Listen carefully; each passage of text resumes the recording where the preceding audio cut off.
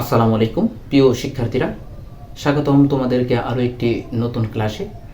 আজকের ক্লাসে আমরা শিখব ওয়ার্ড কাকে বলে। হ্যাঁ, আমরা যখন প্রে নার্সারিতে পড়ি কিংবা তারও উপরের ক্লাসে পড়ি, তখন আমাদের স্যাররা আমাদের বরাবরই জিজ্ঞেস করে থাকে ওয়ার্ড কাকে বলে।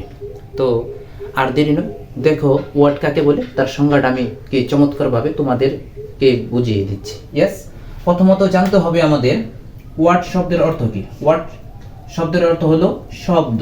ইয়েস, তার মানে বিষয়টা এখন তোমাদের ক্লিয়ার হচ্ছে। শব্দ কাকে বলে?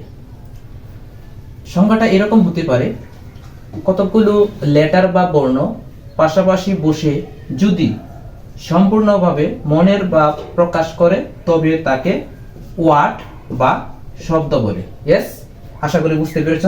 যেমন আমি যদি একটা উদাহরণ লিখি, সান। সান অর্থ কি? সূর্য।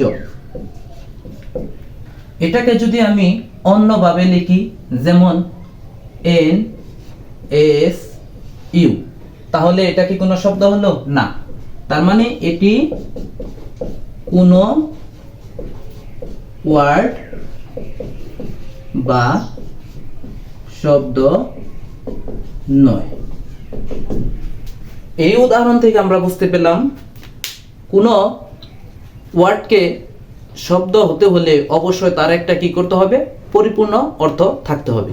আশা করি তোমরা ক্লাসটি বুঝতে পেরেছ।